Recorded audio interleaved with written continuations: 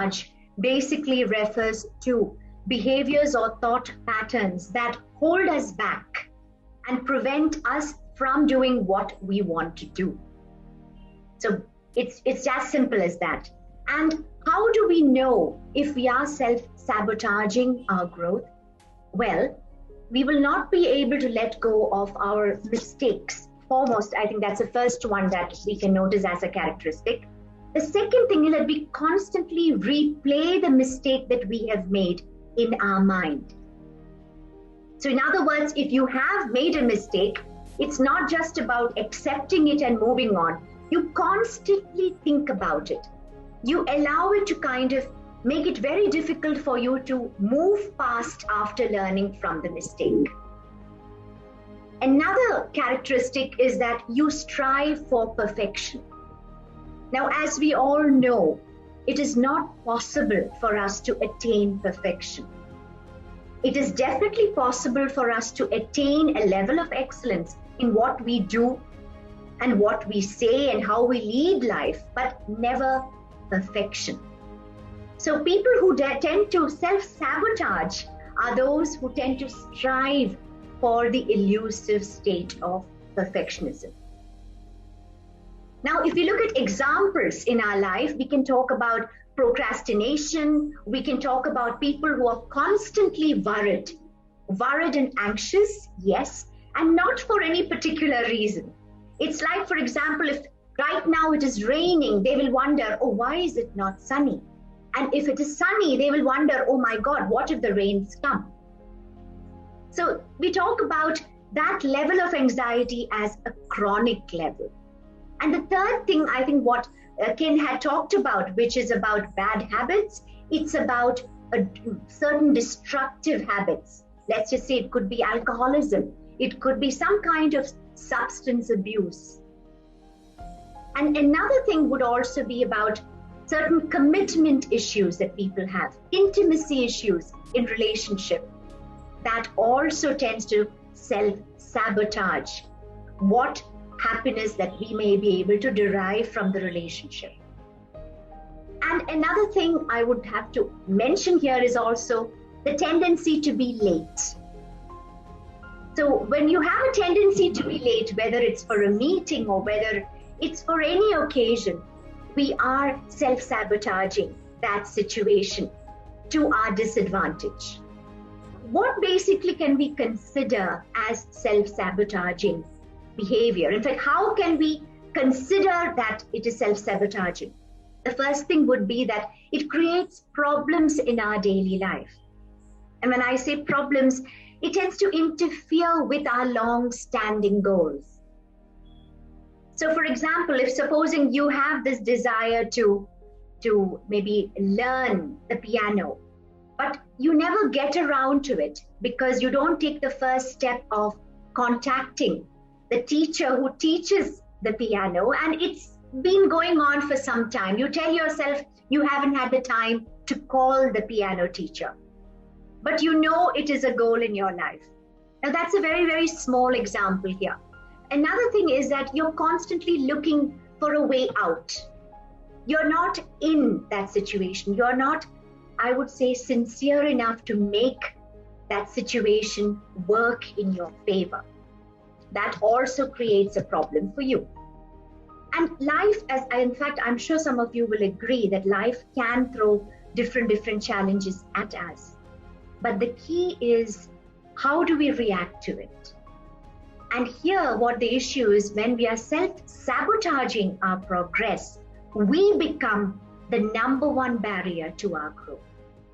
Another thing regarding when we talk about self-sabotage is that we are too harsh on ourselves.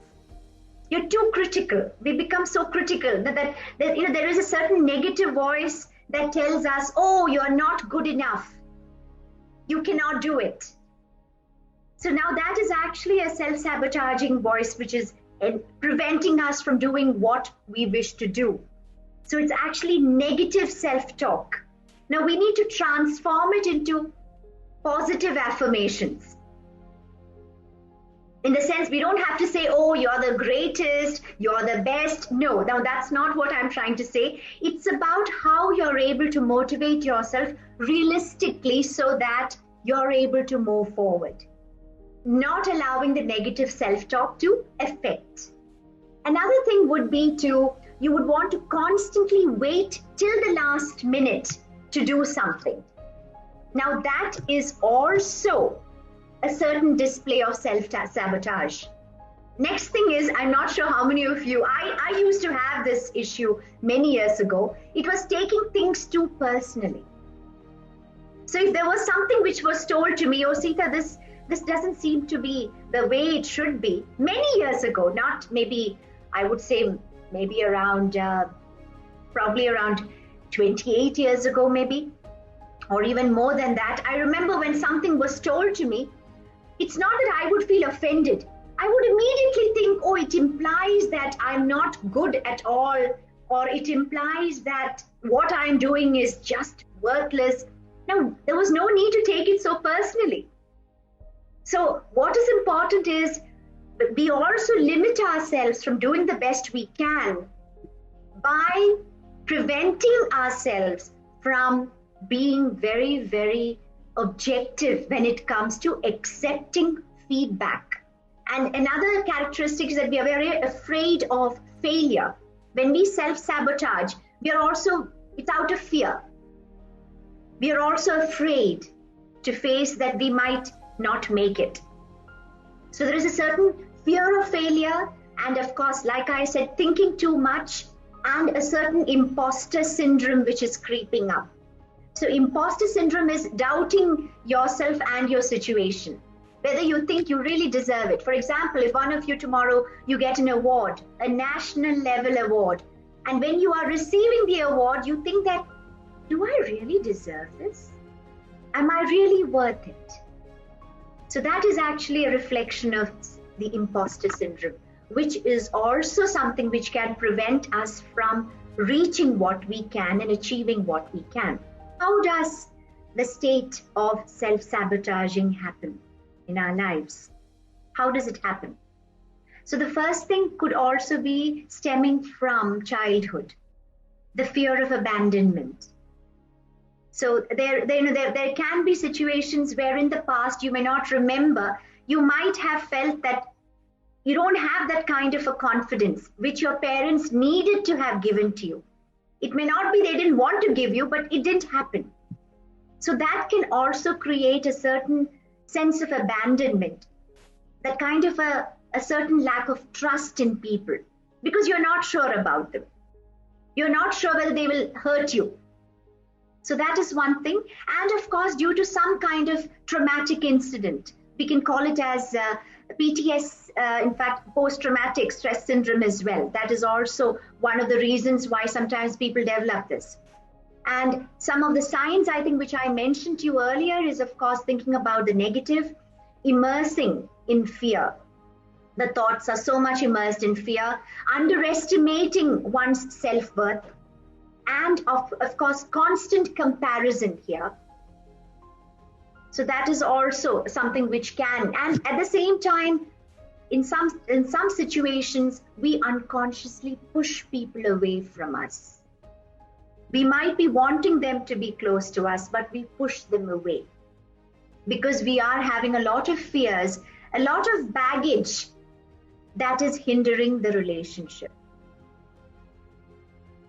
Yes, and last but not least, there is a lack of purpose, which also comes up, acting as a barrier to our growth. So the first thing would be to understand the concept of what self-sabotaging behavior is. The second is to look at your own life and recognize some of the self-sabotaging habits that you have cultivated over the years.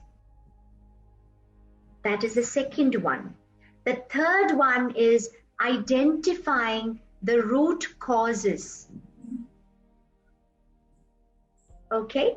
And the fourth one is self-reflecting on how has it impacted your life.